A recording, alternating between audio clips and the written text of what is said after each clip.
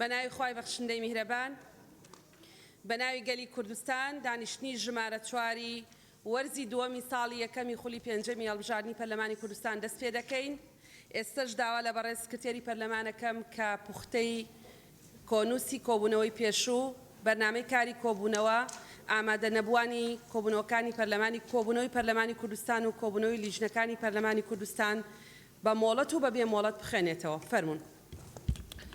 بەڕێز سەرۆکی پەرلەمان بەرنامەی کار بە پێی حکمی بورگەی یەکەم و دووەم لە مادەی 16 بورگەی سێیەم لە مادەی 18 بورگەی یەکەم و دووەم و سێیەم و چوارەم و پێنجەم لە مادەی 20 مادەکانی 47 و 48 و 52 54 و 55 و 56 و 57 لە پەیرەوی ناوخۆی پەرلەمانی کوردستان داشعرا دەستەی سەرۆکایەتی پەرلەمان بریاریدا بەرنامەی کاری دانیشتنی ژمارە 4 ئاسایی ساڵی یەکەم لە خولی پێنجەمی هەڵبژاردننی پەرلەمان لە کات 11 پێشنەوەڕۆ ڕۆژی سێشەممە ڕێکەوتی 15 2019 بەم شێوەیە بێت. یەکەم خستنە ڕووی دید و ڕەوانگەی فراکسیۆنەکانی پەرلەمانی کوردستان لەسەر بارەدۆخی ئێستای ڕۆژئاوای کوردستان. پوختەی دانیشتنی ژمارە 3 ئاسایی ڕۆژی یەکشەممە ڕێکەوتی 29 2019 بەم شێوەیە خوارەوە بوو. دەستپێکردنی دانیشتن لەلایەن بەڕێز سەرۆکی پەرلەمانی کوردستان. دوو خوێندنەوەی بەرنامەی کار و پوختەی دانیشتنەوە بە ناوی ئامادەبوون و ئامادەنەبوانی دانیشتنی پێشووی بە مۆڵەت و بێمۆڵەت لەلایەن بەڕێز سکرتێری پەرلەمان. سێ دەستپێکردنی بڕگەکانی بەرنامەی کار لەلایەن بەڕێز سەرۆکی پەرلەمان. چوار دەنگدان و پەسەندکردنی هەمواری یەکەمی پەیرەوی ناوخۆی پەرلەمان. 5 کۆتایی هاتنی دانیشتن لەلایەن بەڕێز سەرۆکی پەرلەمان. بەڕێز سەرۆک پەرلەمان ناوی ئەو ئەندامانەی مۆڵەت پێدراویان بەبێ مۆڵەت ئامادە نەبوو بۆ دانیشتنی ژمارە 3 ئاسایی خولی بایزەی لە بڕواری 29 2019 هەمویان مۆڵەت پێدراون بەدریە ئیسماعیل مەحموود، 2 سەلمە فاتح تۆفیق، 3 سەرچنار ئەحمەد مەحموود، 4 مەحیەدین حەسەن یوسف، 5 هیمداد سەباح بیلان. ئەو ئەندامانەی پەرلەمانەکە بە مۆڵەت بەبێ مۆڵەت لە کۆبنەوەی لێژنە هەمیشەیەکانی پەرلەمان ئامادە نەبوون. ناوی لێژنەکان: لێژنەی کاروباری تەندروستی و ژینگە بەختیار شوکری سلەیمان مۆڵەت، شنۆ ئەشقی عەبدوڵڵە مۆڵەت. لێژنەی وزە و سامانە سروشتیەکان و پیشەسازی و بازرگانی شێرکۆ جەودەت مستەفە مۆڵەت. لێژنەی پەروەردە و خوێندنی باڵا و تۆژینەوەی زانستی فەرید یعقوب ئیلیە مۆڵەت، شەمۆڵ ئاشی سابر مۆڵەت.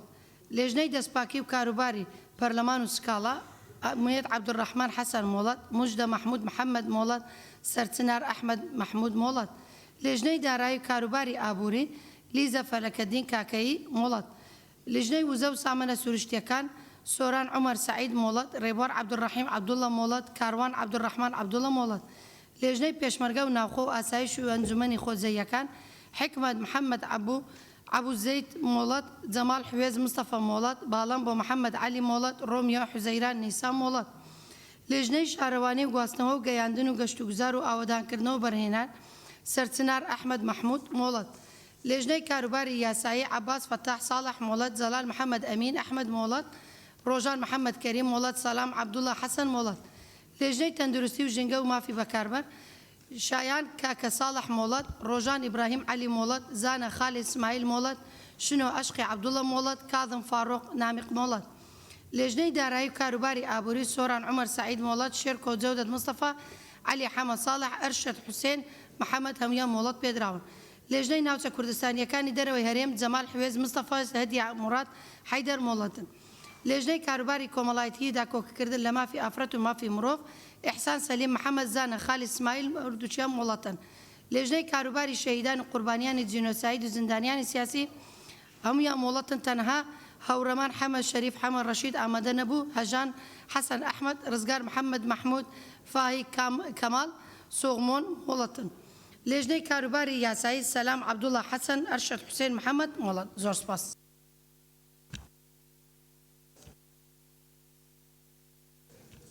بەڵێ زۆر سپاس.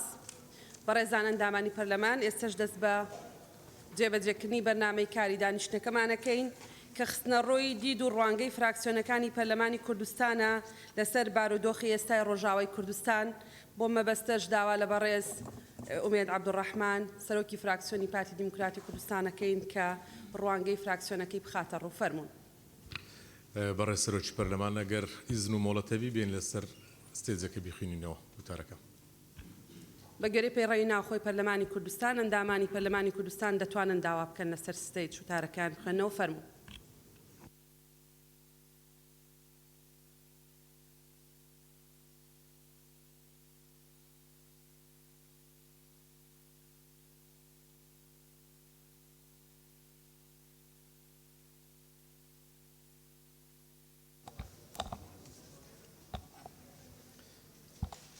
بەناوی خوای گەورە و مێهرەبان بەڕێز سەرۆکی پەرلەمانی کوردستان بەڕێزان دەستی سەرۆکایەتی پەرلەمانی کوردستان بەڕێزان ئەندامانی پەرلەمان نوێنەرانی خەڵکی کوردستان بەداخێکی قوڵەوە ئەمڕۆ بۆ بابەتێکی هەستیار و مەترسیەکی جددی لەسەر هەوڵی گۆڕینی دموگرافیای بەشێکی خاچی نیشتیمان و هەوڵی سڕینەوەی گەلی خۆمان لە ڕۆژئاوای کوردستان کۆبوونێتەوە.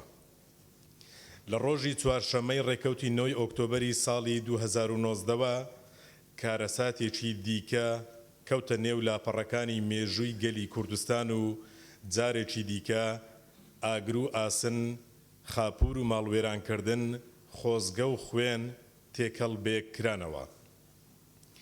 ئەو لەشکرکێشی و شەڕ و ماڵوێرانیە نەک ناوچەی ئارام ناڕەخسێنێ بەڵکو تاکە ناوچەی ئارامی سووریاشی تێکدا کە ڕۆژئاوای کوردستانە.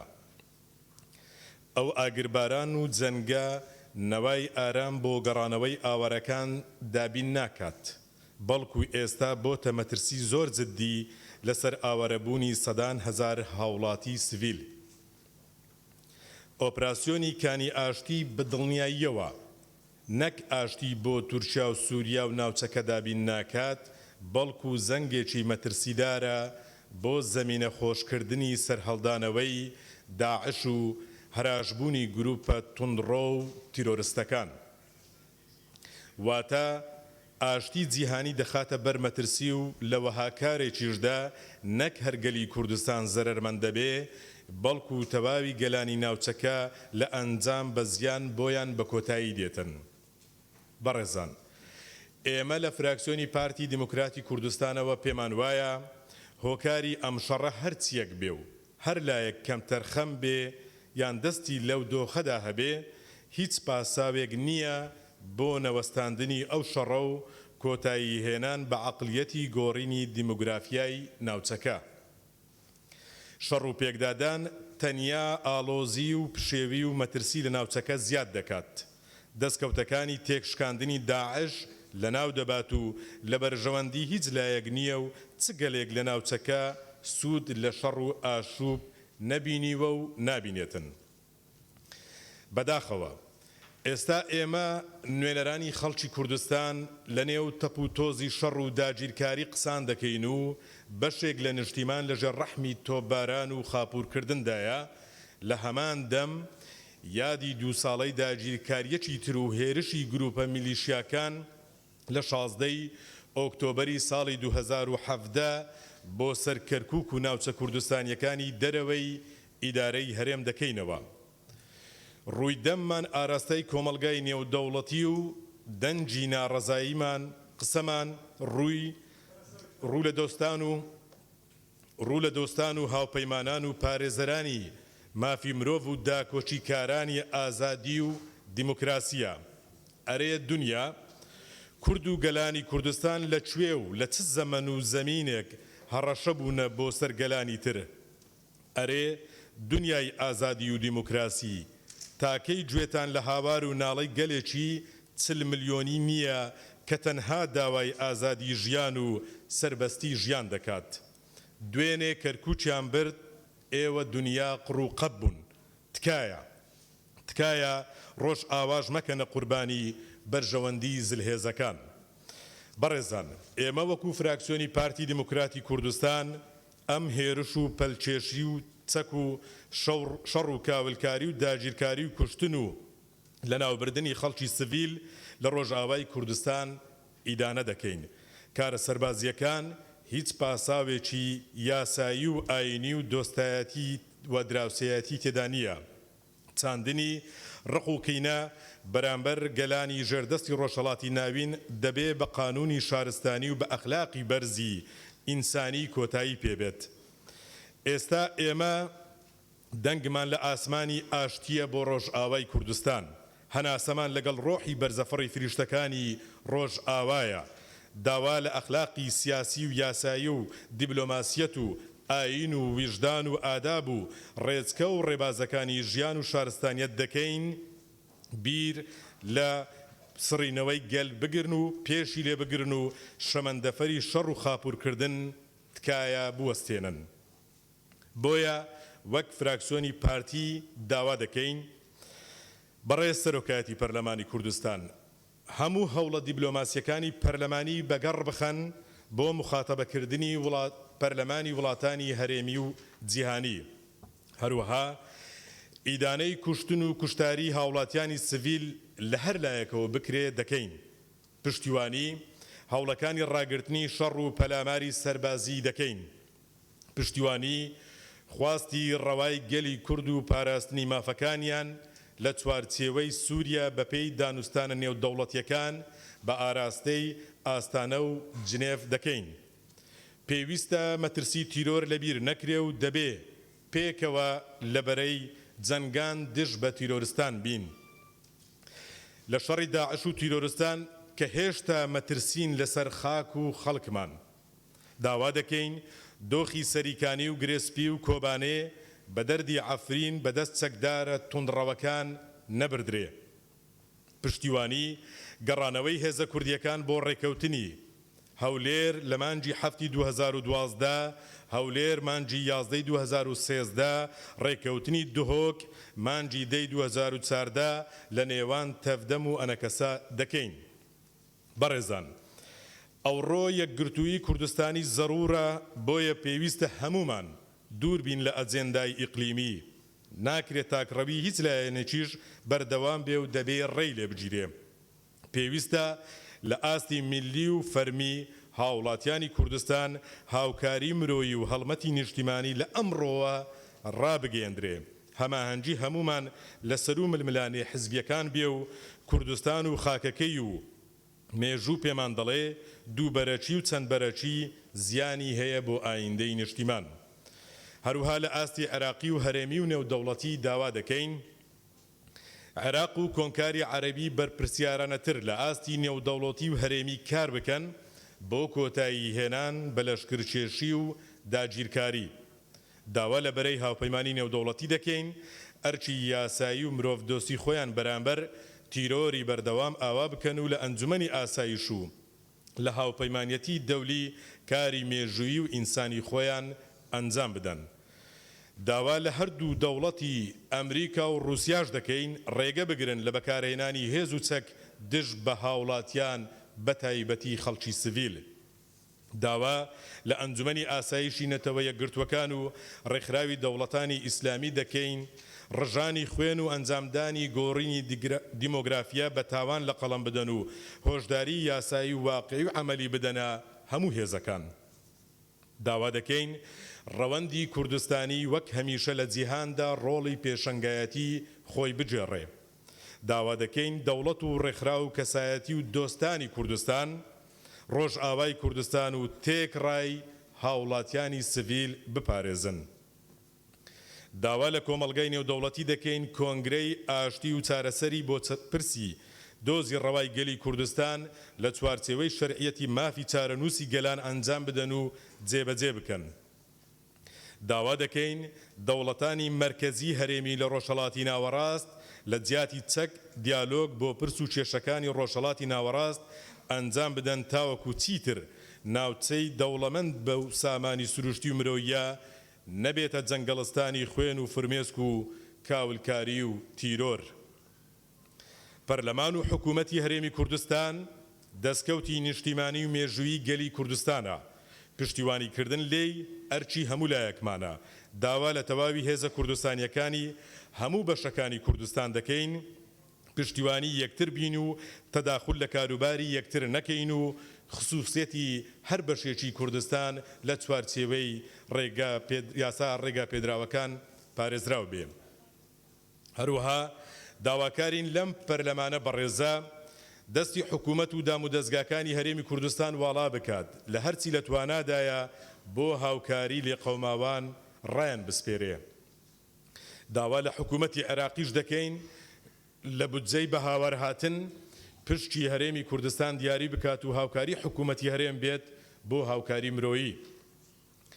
داوا لە ڕێکخراوە خێرخوازیەکان و گەلی کوردستان دەکەین ئامادەکاری بکەن بۆ هاوکاری خەڵکی سڤیل و لێقەوماو. داوا لە دەستگاکانی ئاسایشی ئیدارەی ڕۆژئاواش دەکەین ئاسانکاری بۆ هەرێمی کوردستان بکەن تا بتوانن بە ئەرکی مرۆیی و نیشتیمانی و نەتەوەیی هەڵسن و ڕێگری لە گەیاندنی کۆمەک بۆ ڕۆژئاوا نەکەن. سڵاو بۆ یەکێتی نەتەوەی کوردان، سڵاو بۆ ڕۆحی نیشتیمانی نیشتیمان پەروەران، سڵاو بۆ ڕۆحی شەهیدان، هیوای چاکبوونەوە بۆ برینداران دەخوازین خودای گەورە خاک و خەڵکی کوردستان بپارێزێ. فراکسیۆنی پارتی دموکراتی کوردستان 15 ئۆکتۆبەری ساڵی 2019 زۆر سپاس. زۆر سپاس. بەڕێز کاک جەمال وتاری فراکسیۆنی یەکێتی.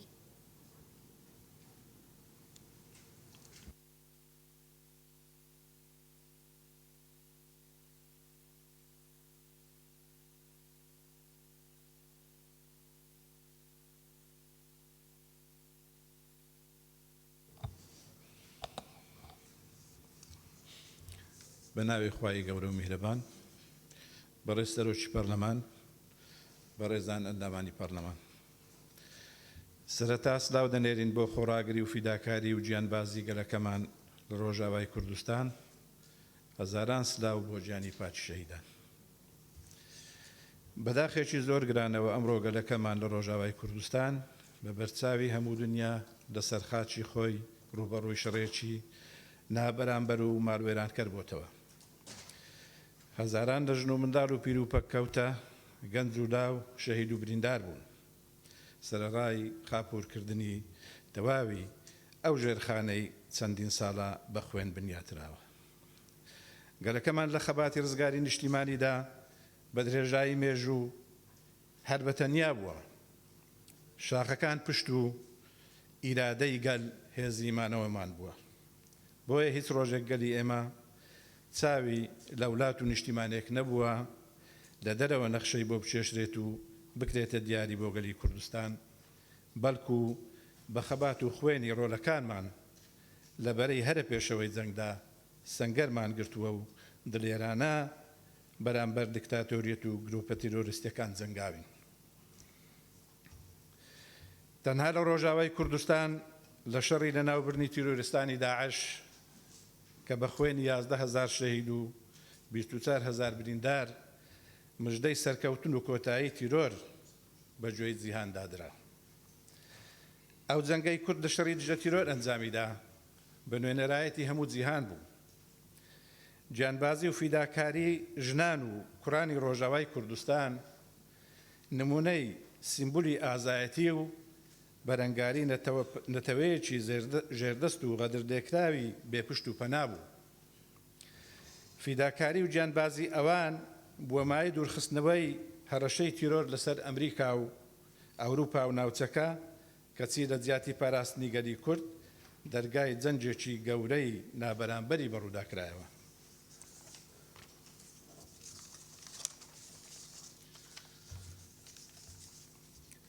پێمان وابوو لە دوای تۆماری لە ژمارە نەهاتووی سەرکەوتنەکان لە شەڕی تیرۆردا بە تایبەت ڕۆلەکانی ئێمە خۆیان دەکردە قەڵغان بۆ پاراستنی هێزەکانی ئەمریکا و هەوپەیمانان.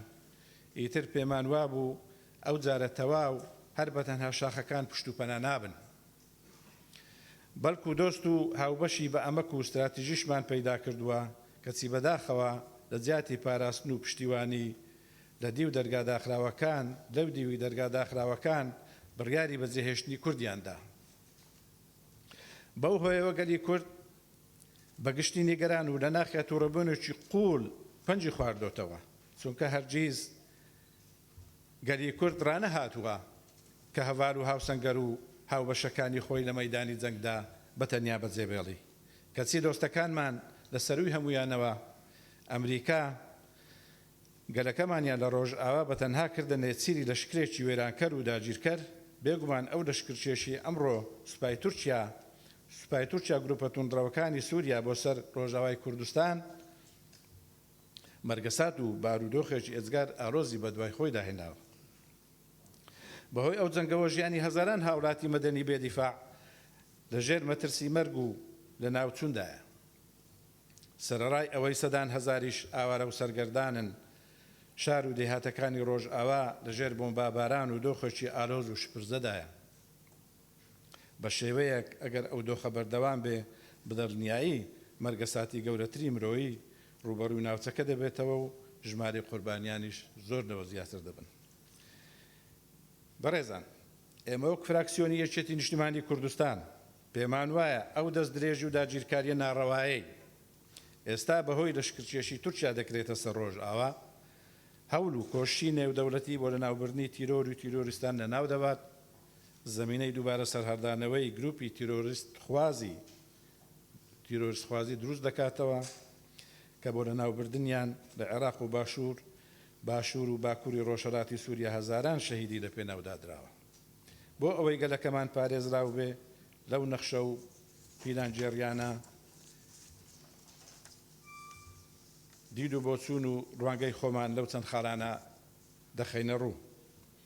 یەکەم داوای یەک ڕێزی لەسەر جەمهێز و لایەنە کوردستانیەکان دەکەین. لە ئێستادا گەلەکەمان لە هەموو کات زیاتر پێویستی بە یەکێتی یەک ڕێزی و تەبای و هاوهەڵوێستی هەیە. دووەم داواکارین هەرچی زووترە کۆبوونەوەی لووتکەی هێزە سیاسەکانی کوردستان ئەنجام بدرێ بۆ بەرگرتن لەو مەترسیە گەورەی کە ئەمڕۆ لەسەر کوردستان هەیە. سێم داوا لە کۆمەلگەی نێودەوڵەتی وڵاتانی ئەوروپی و عەرەبی وڵاتانی ناوچەکە دەکەین فشار بخەنە سەر دەوڵەتی تورکیا بۆ وەستاندنی دەست بەجێی ئەو داگیرکاریە. چوارەم داوا لە حکوومەتی فدرالی دەکەین لە بودجەی سیادی بۆ حاڵەتی لە ناکاو بڕێک پارە تەرخان بکە بۆ کۆمەکی ئاوارەکانی ڕۆژئاوا. پێنجەم داوا لە هەر سێ سەرۆکایەتی هەرێم دەکەین هەموو هەوڵە دیپلۆماسی و پەیوەندی نێودەوڵەتیەکان بەکار بهێنن بۆ وەستاندنی ئەو جەنگە ناڕەوایە. شەش هەروەها داوای کردنەوەی دەواازە سنووریەکان دەکەین بەڕووی ڕۆژاوا بۆ ئەوەی بە پەلە کۆمەک و خواردەمەنی و دەرمان بگەیەندرێتە لێقەوماوەنی ئەو داگیرکاریە. سەرکەوتوو بێ خەباتی ڕزگاری خوازی گەلەکەمان نەمری بۆ شەهیدان فراکسیۆنی سەوزی یەکێتی نیشتیمانی کوردستان 15/2019. سوپاس. زۆر سوپاس. بەڕێز کاک عەلی حەمەد ساڵح لە فراکسیۆنی گۆڕان فەرموون.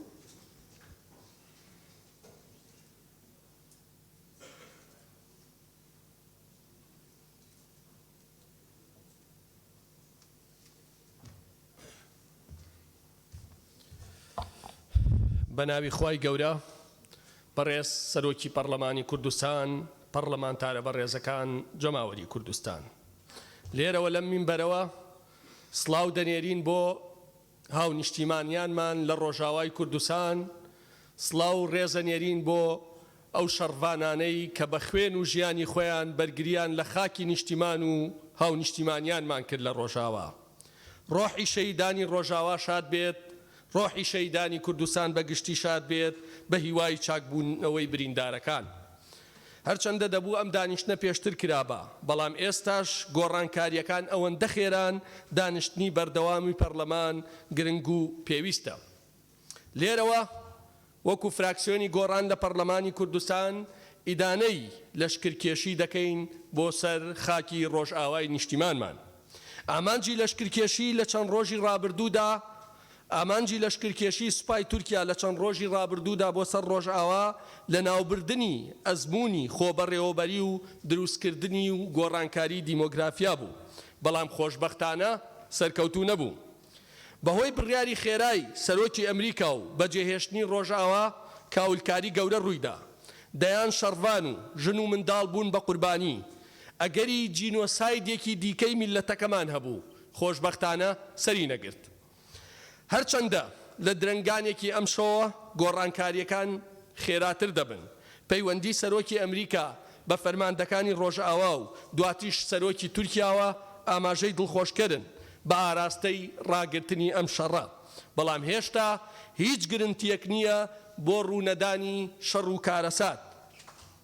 هەمووان زۆر باش دەزانین ئەم دۆخەی ڕۆژئاوا پەیوەندی بە هاوکێشەی نێودەوڵەتی و دەوڵەتانی زلهێز هەیە، بەڵام لە هەمان کاتیشدا ئێستا لە هەموو کات زیاتر حکومەتی هەرێمی کوردستان پێویستی بە ئامادەکاری و بڕیار هەیە بۆ دۆخی ڕۆژئاوا هەم بۆ دۆخی هەرێمی کوردستان.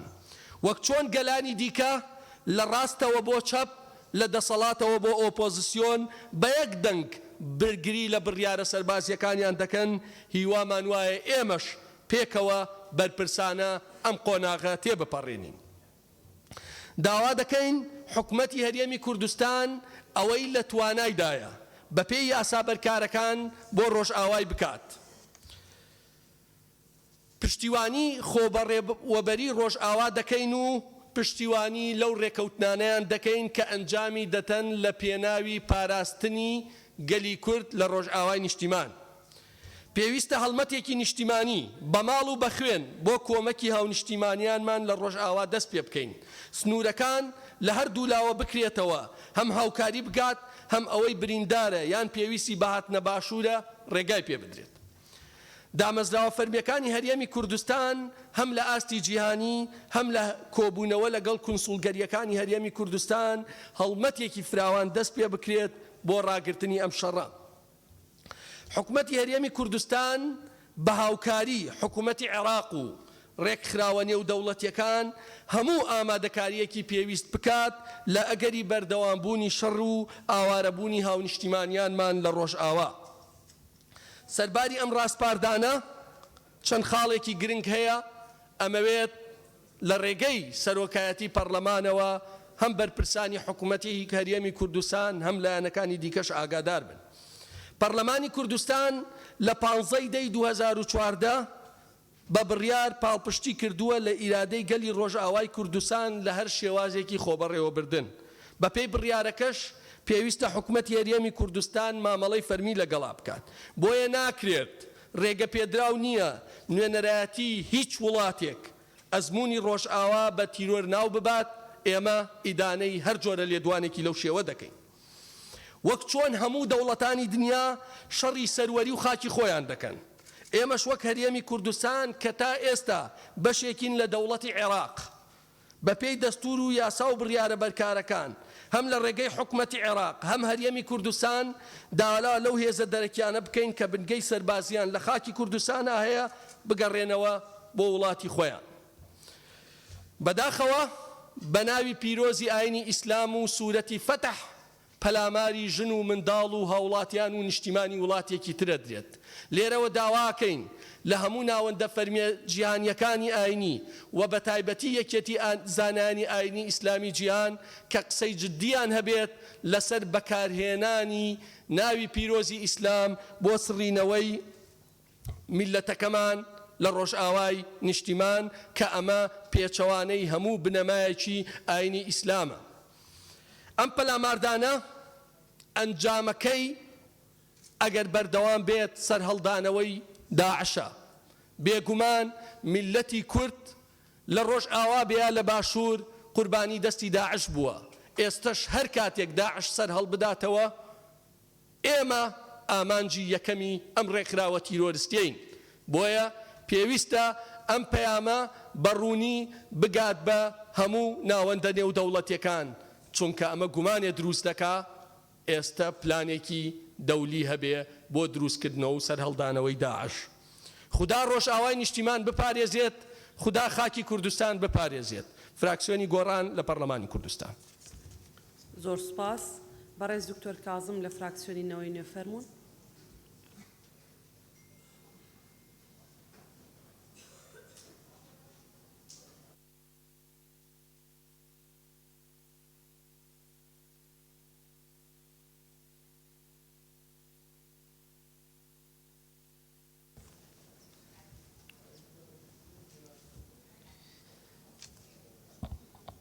بە ناوی خوای بەخشندەی میهرەبان، بەڕێز سەرۆکی پەرلەمان، بەڕێزان ئەندامانی پەرلەمانی کوردستان، دیارە ئەمڕۆ حەوتەم ڕۆژە کە بەداخەوە ئەو هێرشە نابەرامبەرە ناڕەوایە کراوەتە سەر خوشک و برایانمان لە بەشێکی تری کوردستان لە ڕۆژاوای کوردستان و زۆر نیگەرانی لەوەی کە لە دوای 7 ڕۆژ ئێستا پەرلەمانی کوردستان هاتۆتە دەنگ و کۆبوونەوە دەکات لە کاتێکا تاکە پەرلەمان کە کورد هەی بێت ئەم پەرلەمانی باشوورە ئەمە لە کاتێکایە کە زۆرێک لە وڵاتان لە دوور و لە نزیک زۆر پێش پەرلەمانی کوردستان هەڵوێستی خۆیان ڕاگەیاندووە و بە پێی توانای خۆیان کاریان کردووە بۆ ئەوەی کاریگەریان هەبێ لە کۆتایی هێنان بەو هێرشە ناڕەوایی دەکرێتە سەر خوشک و برایانمان لە ڕۆژاوای کوردستان هەندێک لە وڵات وەکو فەڕەنسا و ئەڵمانیا فرۆشتنی چەکیان ڕاگرتووە وڵاتی بەریتانیا بە گرێبەستەکانیا دەچێتەوە ئەنجومەنی ئاسایش 2 جار کۆبوونەوەی ئەنجام داوە بەڵام ئەمڕۆ دوای 7 ڕۆژ پەرلەمانی کوردستان دانیشتن دەکات بەڕاستی ئەمە جێی نیگەرانی و سەرنجی هەموو خەڵکی هەرێمی کوردستانە بە سەرجەم پارچەکانی تری کوردستانیشەوە بەڕێزان ئەوەی لە ئێستادا ڕوودەدات و ئەوەی لە ڕابردووە ڕوویداوە و ئەوەی کە ڕەنگە لە داهاتووشدا ڕووبدات بە شێوەیەکی سەرەکی هۆکارەکەی پەرتەوازەیی کووردە ئەم پەرتەوازەیەش لە خۆیەوە دروست نەبووە بەڵکو بەهۆی ڕەفتاری هەندێک هێز و حیزبەوە ئەم پەرتەوازەیەی میلەتی کورد لە هەر 4 پارچەی هەرێمی کوردستانە دروست بووە بەداخەوە میلەتێک کە فڵانە حیزب پەلکێشی لای تورکیایە کات و فڵانە حیزب پەلکێشی لای ئێرانیە کات و ئەم حیزب پەلکێشی لای باکوور و ئەو حیزب پەلکێشی لای باشووری دەکات بە دڵنیاییەوە بەو شێوازە پەرتەوازە دەمێنێتەوە داوا دەکەم پابند بی بە بەرنامەی کاری کۆبوونەوەکە فەرموو سەرباری ئیدانەکردن و هاوکاری مرۆیی و هەر ڕێکارێکی تری دیبلۆماسی و داواکردنی گفتوگۆ بۆ کۆتایی هێنان بم هێرشە لە هەمووی گرنگتر لە ئێستاە یەک هەڵوێستی کووردە لە هەر 4 پارچەی هەرێمی لە هەر 4 پارچەی کوردستان زۆر گرنگە ئەمە و ڕووداوەکانی ڕابردووش ببنە هۆکارێک بۆ دروستکردنی سەرکردایەتێکی هاوبەش لە نێوان هەر 4 پارچەی کوردستاندا بۆ ئیدارەدانی کێشەکانی کورد چونکە ئەمڕۆ لە ڕۆژ ئاوایە دوێنێ لە ئێمە بووە سبەینێ لە پارچەیەکی تری کوردستانە بێت بەداخەوە دوژمنانی کورد سەرباری کێشەی زۆریان لە نێوان یەکترا سەرباری جیاوازی زۆریان سەرباری ناکۆکی و ناتەبایی سەدان ساڵیان بەڵام کاتێک دێتە سەرباسی کورد هەمویان یەکدەستن و یەک قسەن بۆ دژایەتیکردنی میلەتی کورد لە هەر 4 پارچەی کوردستان کەواتە ئێمە بۆچی لە هەر 4 پارچەکە نەبین بە یەک دەنگ و یەک نەگرین بۆ ئەوەی دژی ئەو پلان و موامەرە و هێرشانە بۆستینەوە و هاوکاری یەکتر بکەین هاوکاری خوشک و براکانمان بکەین لە کاتی تەنگدانەیە بۆیە لە ئێستاە لە هەموو کات زیاتر کورد پێویستی بە یەک دەنگی و بە یەک هەڵوێستی هەیە پێویستی بە هۆشیاری زیاتر هەیە پێویستی بە کۆمەڵێک سەرکردەی بەرپرس هەیە لە هەر 4 پارچەی کوردستان بۆ دروستکردنی سەرکردایەتیەکی هاوبەش و چارەسەرکردنی کێشەکان کە لە ناوە و لە دەروی هەرێمیش چارەسەری کێشەکان بکات ئەمە زۆر باشترە لە کۆکردنەوەی خێر و پیتاک و هاوکاری و قسەی ناو فەیسبوک و تۆڕە کۆمەڵایەتەکان چونکە ئەوانە تەنها چەند ڕۆژێک و تێدەپەڕن ئەوەیە مێنێتەوە ئەوەیە کە بەڕێز دکتۆر کاظم ئەوانەی کە لە ناو فەیسبوک و تۆڕە کۆمەڵایەتەکان بۆیە ئێمە داوا دەکەین کە من قسە دەکەم تۆ قسە مەکە کە من قسە دەکەم تۆ نابێ قسە بکەیت ئەوەی لە ناو فەیسبوک و تۆڕە کۆمەڵایەتەکان دەوترێ ئەوە ڕوانگە ئەوە داخی دڵی ئەو هاوڵاتیانەیە کە دەنگیان بە من و بە جەناپیش داوە لەبەرەوە گرنگە ئەوەی کە لە ناو تۆڕە کۆمەڵایەتەکان بەڕێز سەرۆکی پەرلەمان من بەبەستم لە هاوڵاتیان نییە مەبەستم لە هاوڵاتیان نییە مەبەستم لە ئەو کەسانەیە کە لە موقعی بەرپرسیارەتیان هاوڵات هەوڵ بدە پابندبی بە بەرنامەی کاری کۆبوونەوە پەرلەمانی کوردستان لەم ڕۆیە دەبێ بڕیارێک بدا بەرپرسیارەتی ئەوەیە هەر سەرۆک فراکسیۆنێکی بەڕێز قسە دەکا پابند بێ بە ناوەڕۆکی نووسینەکەی خۆی وتارەکەی خۆی کە هاندانی هێزەکانی ترە بۆ یەکگرتن بەڵام ئێمە لەناو ئەم هۆڵە خەریکی بریندارکردنی یەکترین ئێمە ناتوانین هەوڵ بدەین ڕەفیقەکانمان دۆستەکانمان ئازیزانمان لە ڕۆژ ئاوا یەکگرتوو بن یەک ڕێیان هەبێ لە کاتێکا یەکتری بریندار دەکەین تکا دەکەم گرنگی ئەم ڕۆژە هەستیاری ئەم ڕۆژە لە بەرچاو بگرن با بەڕێستان ئۆپۆزیسیۆن بن با کاک جەمال لە سوڵتە بێ با کاک ئومێد لە سوڵتە بێ ئەمڕۆ ڕۆژێکی زۆر تایبەتە ئەمە پەرلەمانی کوردستانە تەنها تەجروبەی هەر چوار پارچەی کوردستانە بەڕێزت پێشنیار دەکەی ڕاستپاردە دەکەی ئێمە چی بکەین لە سنووری دەسەڵاتەکانی خۆمانە لە سنووری دەسەڵاتەکانی ئەم کیانەیە ئێمە چۆن دەتوانین یارمەتی ڕۆژ ئاوا بدەین قسەکانی ترمان لە مەجلیسەکانی ترا دەکەین خەڵک چاوەڕوانی گەورەی لە ئێمە هەیە پابند بن بەوەی کە دەیڵێن لە ڕووی ئەخلاقیەوە پابند بن بەوەی کە دەیڵێن یەکگرتووی خۆمان گرنگە بریندارنەکردنی یەکتری گرنگە دواتر دەپەڕینەوە داوا لە هێزەکانی تر و پارچەکانی تری کوردستانەکەین کە پابند بن بەوەی چۆن یەکتریان خۆش بێ فەرمونون ئەگینا دەرفەتت نادەم تکا دەکەم فەرمونون دیارە ئەوەی کە باسمان کرد لە فەیسبوک و تۆڕە کۆمەڵایەتەکان مەبەسمان لە هاوڵاتیان نیە هاوڵاتیان هەر ئەوەندە دەسەڵاتیان هەیە ئەو مەبەسمان لەو کەسانەیە کە لە موقعی بەرپرسیارەتیان و توانای بڕیاردانیان هەیە وەکو یەکەم داواکاریمان داوا دەکەین کە کورد لە هەر چوار پارچەی کوردستانە یەکدەنگ بێ و یەک بگرێ وە سەرکردایەتێکی هاوبەشی بەرپرس دروست بکات بۆ چارەسەرکردنی کێشەی کورد لە سەرجەم پارچەکان دووەم هاوکاری مرۆیی لە خۆراک و لە ئازوقە و لە پێداویستی تەندروستی و پزیشکی بە زووترین کات ئامادە بکرێت لەلایەن حکوومەتی هەرێمی کوردستانەوە و بگەیەنرێتە دەستی خوشک و برایانمان لە ڕۆژاوای کوردستان سێیەمکردنەوەی سنوورەکان و پێشوازیکردن لە خوشک و برایانمان لە ڕۆژئاوا بۆ ناو بەشێکی تری خاکی خۆیان کە ئەوان خاوەن ماڵ و ئێمەش خزمەتکاریان بین چوارەم داوا دەکەین کە تیمێکی تەندروستی لە کارمەندان و لە پزیشکە بەڕێزەکان تەرخان بکرێت بۆ هاوکاریکردنی خوشک و برایانمان لە هەر شوێنێک کە پێویست بێت و من خۆم وەکو پزیشکێک بە شانازیەوە ئامادەم بۆ تیمارکردنی برینی دەستی منداڵێکی کوردی ڕۆژاوا دەرفەتەکەت تەواو بوو کاکتۆر فەرمونون زۆر سپاس کۆتا داوامان لە کۆمەڵگەی نێودەوڵەتی و لە وڵاتان هەیە لە ئەنجومەنە ئاسایشەکان هەیە لە وڵاتاندا کە هەوڵەکانیان چڕ بکەنەوە بۆ کۆتایی هێنان بەو لەشکرکێشی و هێرشانە و چیتر منداڵ و ژنی کورد لە هیچ پارچەیەکی کوردستان نەبێتە قوربانی چونکە هیچ سزایەکی ئابووری قەرەبووی دڵۆپێک خوێن و یەک هەناسەی مناڵێکی کورد ناکاتەوە کە ڕۆژانە دەبێتە قوربانی و زۆر سپاس زۆر سپاس زۆر سپاس دەرفەت نادەم کاگومێت ڕۆژی ئەوە نییە بەڕێز دەرفەت نییە کاک مامۆستا بەکر بەڕێز سەرۆکی فراکسیۆنی کۆمەڵی ئیسلامی مامۆستا عەبدولستار مەجید فەرمونون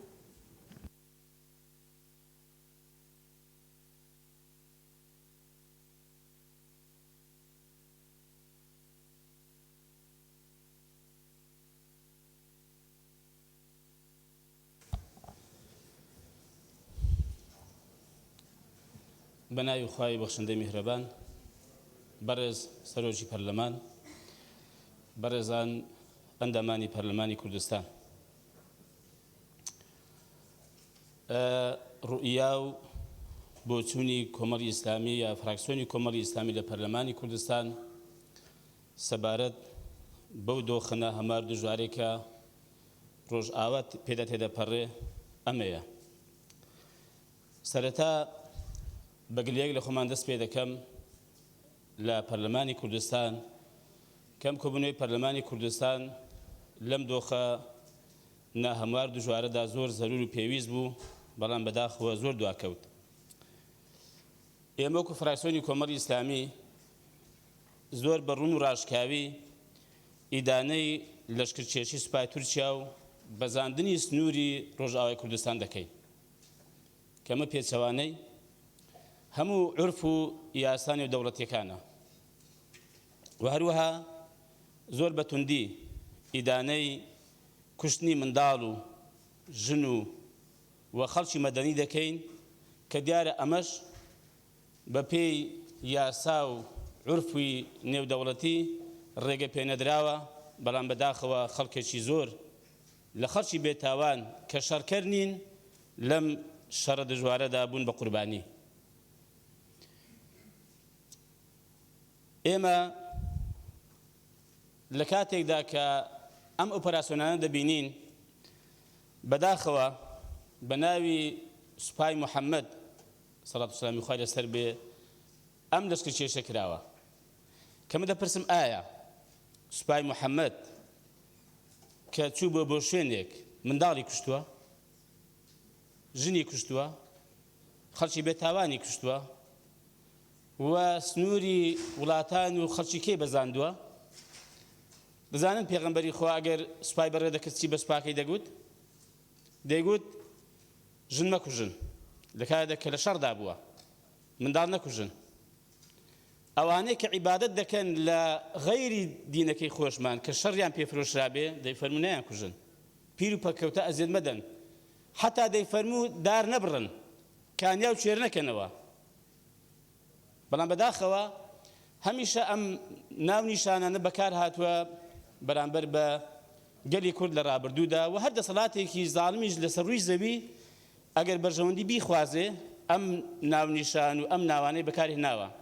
لە بەرامبەریشدا بەداخەوە خەڵکێک بەبێ ئاگایی بەرامبەر بە ئیسلام و بەرامبەر بە محەممەد دەڕشێتەوە بەداخەوە کە ئاگای لێ نییە کە محەممەد شتی وانێ فەرمووە. مامۆستاگیان کەس گومانی لەسەر گەورەی محەممەد صلی الله علیه وسلم نییە.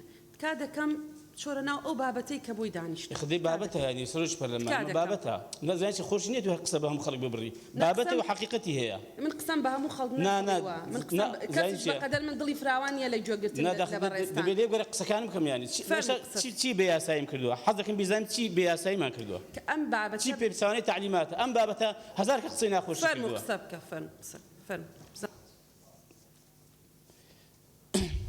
ئێمە بەداخەوە دیسانەکە پلانێکی کە دژی گەلی کورد ئەنجام درا لەلایەن وڵاتانی زلهێز و بەرژەوەندی پەرست کە کورد پشتی بێبەست بوون بەڵام بەداخەوە دیسان پشتیان لە کورد کرد. ئەم پێم وایە ئێمە وەکو میلەتی کورد پێویستە پەندە ڕابردوومان وەربگرین و لەو شۆڕشانەی کە لە ڕابردوودا بۆ دروستکردنی کیان و قەواری ڕاستەقینەی کورد هەوڵ دراوە وە کراوە بەڵام بەداخەوە کە پشت بە غێری خۆمانمان بەستووە هەمیشە ئێمە بە گورگان خواردوو دراوین. بۆیە من دەڵێم پێویستە ئێمە بۆ گەیشتن بە ئامانجەکانمان و دروستکردنی کیان و قەواری ڕاستەقینەی کورد کە وەک هەر گەلێکی کە سەرڕووی زەمی مافی ئەومان هەیە کە کیان و قەواری ڕاستەقینەی خۆمان هەبێ نە ئیدارێ سەربەخۆ و نە هەرێمیش بەڵکو دەوڵەتێکی ڕاستەقینەی سەربەخۆ. بۆیە پێویستمان بەوە هەیە کە تەنها پشت بەخوا ببەستین و لەسەر خۆی پێی خۆمان بوەستین و خزمەتکاری میلەت و خەڵکی خۆمان بین و یەکڕێژی و تەباینی خۆشمان بە هەموو شێوەیەک بپارێزین و بیچەسپێنین.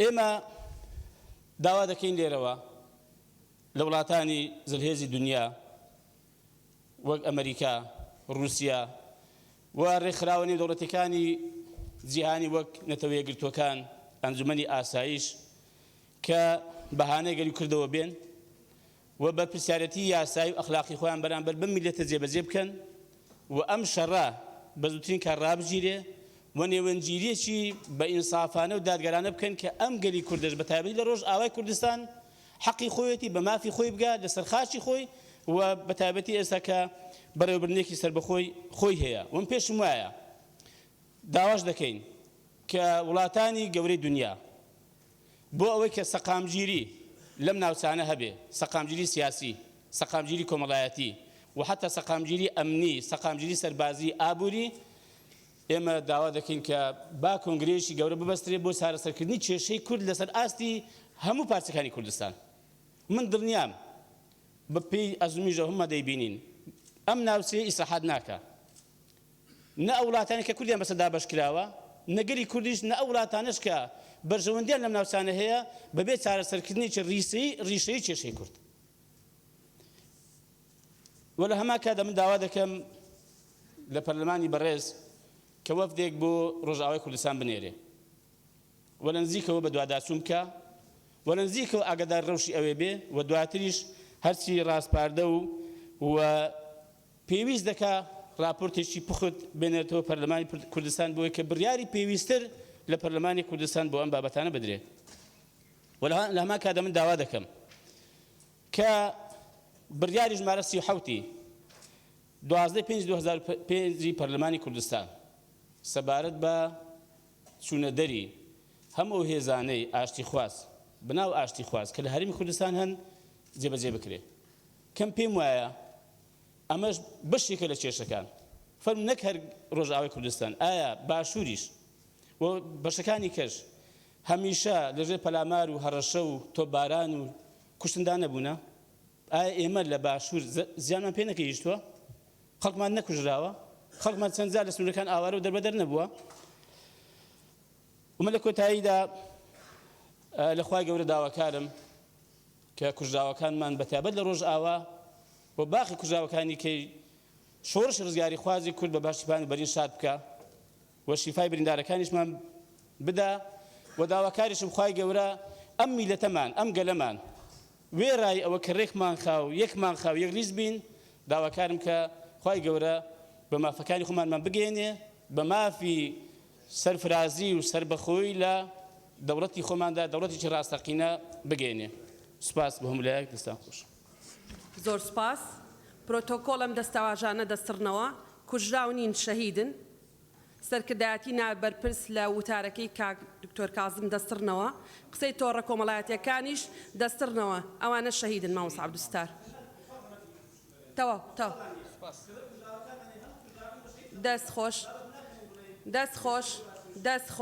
دەست خۆش فەرموو کاک تۆر شێرکۆ فەرموون ئانە شەهیدن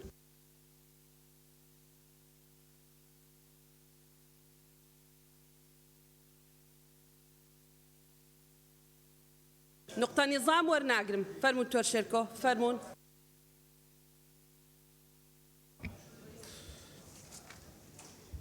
بەناوی خوای گەورە و میهرەبان بەڕێز سەرۆکی پەرلەمانی کوردستان بەڕێزان ئەندامانی پەرلەمانی کوردستان جەماوەری بە شەرەفی کوردستان لە هەموو ناوچەکانی کوردستانی گەورە سڵاو و ڕێز بۆ گیانی پاکی قوربانیانی کارەساتی جەنگ و ڕووداوە جەرگ بڕەکانی ڕۆژئاوای کوردستان ئێمە وەکو یەکگرتووی ئیسلامی کوردستان وەکو فراکسیۆنی یەکگرتووی ئیسلامی کوردستان بە توندی ئیدانەی شەڕ و جەنگ و ئەو مەینەتیانەی کە لە ئاسەواری چەوساندنەوەی سڤیل و مرۆڤی ستەملێکراوی ڕۆژئاوای کوردستان دەکەین نەفرەت لە بەکارهێنانی ئایدۆلۆجیا و بڕواکان بۆ کوشتن و قەتڵ و عامکردنی مرۆڤە سڤیلەکان نەفرەت لە تیرۆر و ستەم و کاولکاری بە هیوای ساڕشکردنی بە پەلێ برینەکان و دووبارە نەبوونەوەی مەینەتیەکان بەڕێزان لەگەڵ ئەوەی کە دەبوو ئەم کۆبوونەوەی پەرلەمان زووتر بکرایە بەڵام وێنای واقعی ڕووداوەکان پێمان دەڵێن کە ململانەی زلهێزەکان ڕەهەندی سەربازی و سیازی و ئەمنی و ئابووریشی هەیە کە تێیدا قۆناغێکی نوێ بەسەر ناوچەکەیە فەرز دەکرێ و دابەشکاری جوگرافیای سیاسی و بەدەستهێنانی زیاتر لە 157 نەوتی سووریا کە خۆی لە زیاتر لە 315 ملیار بەرمیل نەوتی یەدەکی ژێرخاکی سووریا دەگرێتەوە و دەستگرتن بەسەر زیاتر لە 150 گازی سروشتی سووریا و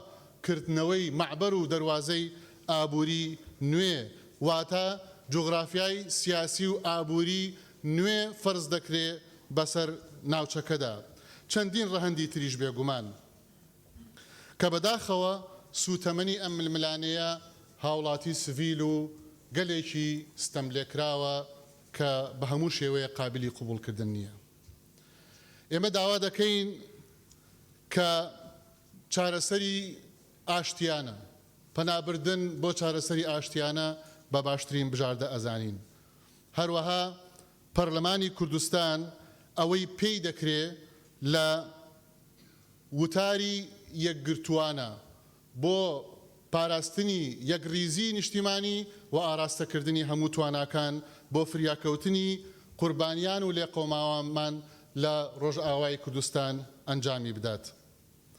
و بە هەمان شێوە سەرۆکایەتی هەرێمی کوردستان ئەرکی سەرشانێتی کە ئەوەی کە پێویستە بۆ ئاراستەکردنی گوتاری یەکگرتووی هەرێمی کوردستان بۆ هەموو دنیا، بۆ هەموو وڵاتان، بۆ هەموو زلهێزەکان کە ڕۆڵی سەرەکیان هەیە لە نەخشەی سیاسی و ئەمنی عەسکەری ئەم ناوچەیە بگەیەنێت و معاناتی ئەو میلەتە ستەملێکراوە بگەیەنێت.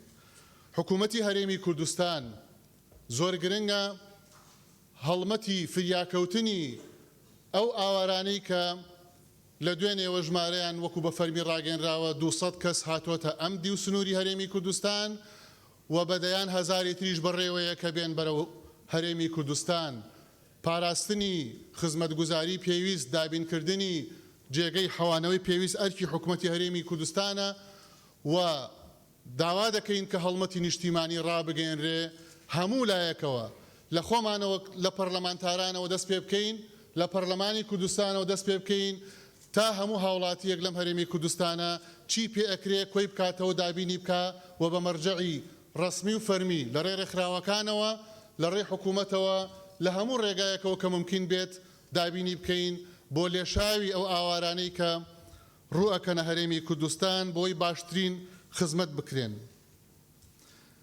ئەوەی کە گرنگە داواکردن لە حکوومەتی فیدراڵ بودجەیەکی هەیە بە ناوی بودجەی تەوارئ کە ئەمە بۆ حاڵەتە کتوپڕەکانە بۆ کارەساتەکانە مافی هەرێمی کوردستانە کە داوای ئەو بودجەیە بکە و تەرخانی بکە بۆ فریاکەوتنی زیانەکان و ئازارەکان و مەینەتیەکان.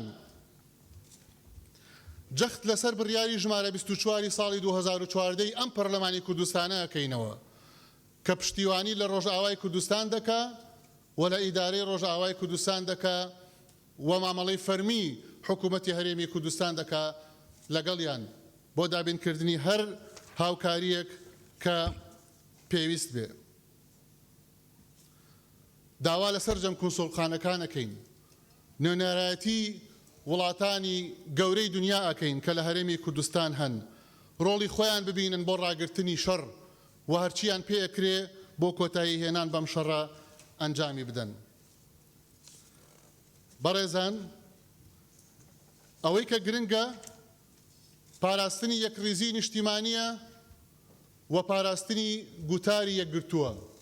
داوا دەکەین وەکو یەکگرتووی ئیسلامی کوردستان ئەگەر بۆ یەک جاریش بێ یەک گوتاری یەکگرتوومان هەبێ بۆ بەڕۆڕووبوونەوەی ئەو کارەساتەی کە بەسەر ڕۆژئاوای کوردستانە هاتووە بە هیوای دووبارە نەبوونەوەی.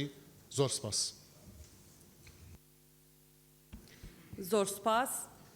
بەڕێز ڕۆمیۆ هۆکاری سەرۆکی فراکسیۆنی هاوپەیمانی یەکێتی فەرموون.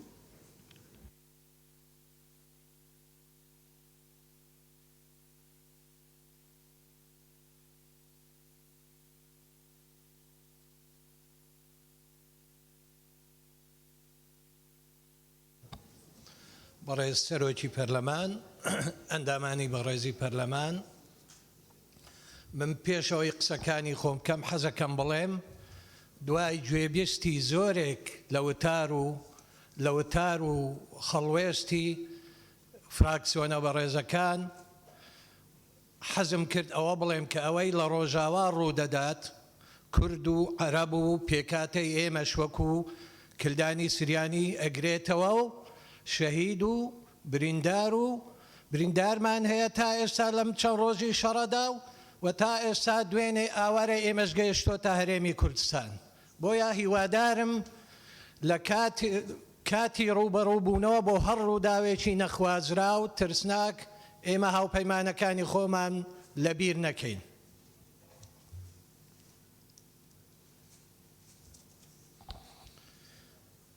دید و بۆچوونی فراکسیۆنی هاوپەیمانی یەکێتی نەتەوەیی لە پەرلەمانی کوردستان تێڕوانینی ئێمە دەربارەی ئەوەی کە ئێستا چەند ڕۆژێکە لە ڕۆژاوا لە ئارادایە تا ئێستا سەدان شەهید و برینداری لێکەوتۆتەوە و بووەتە هۆی ئاوارەبوونی سەدان هەزار لە خەڵکی سڤیلی ئەو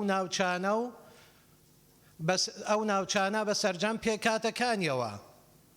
کێشەیەکی گەورەیە و کارەساتێک کە ئەگەر بۆ چەند ڕۆژی تر بەردەوام بێت ئەوە کاریگەری خراپ و ترسناکی ڕاستەوخۆی دەبێت بۆ سەر هەرێم و عێراق و ناوچەکە و خەڵکەکە بەگشتی.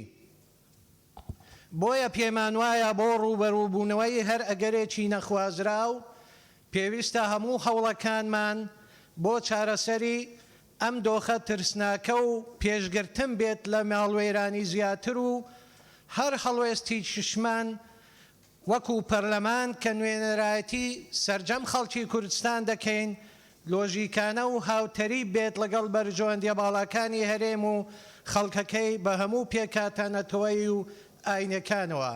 بۆیە ئێمە وەکو فراکسیۆنی هەوپەیمانی یەکێتی نەتەوایەتی بە باش دەزانین کە یەکەم هەموو هەوڵەکان بۆ ڕاگررتنی ئەم شەڕە و ماڵوێرانی و دەرهاوێشتە ترسناکەکانی و چارەسەری ئاشتیانەی سەرجەم گرفتەکانی بێت لە پێنا و کەمکردنەوەی قوربانی و ئازارەکانی خەڵک.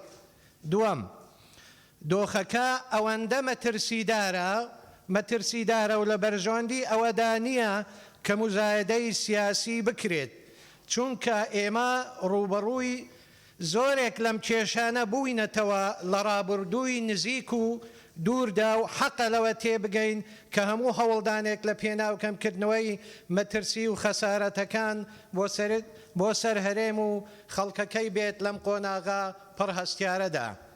سێەم، داوا لە کۆمەڵگەی نێودەوڵەتی بکرێت کە ڕۆڵی ئیجابی و کاریگەریان هەبێت بۆ ڕاگررتنی ئەم شەڕە و هەموو کێشەکانی سیاسیانە و ئاشتیانە چارەسەر بکرێت و ئیدانەی کوشتنی خەڵکی سڤیل بکرێت. چوارەم، حکوومەتی هەرێمی کوردستان ئامادەجی بکات ئەوەی لە توانایدایە بۆ یارمەتیدانی ئەو ئاوارانەی کە دێنەوە هەرێمی کوردستان و داوا لە حکوومەتی مەرکەز و ڕێکخراوە مرۆیە دەوڵەتیەکان بکرێت یارمەتی خێرا پێشکەش بکەن.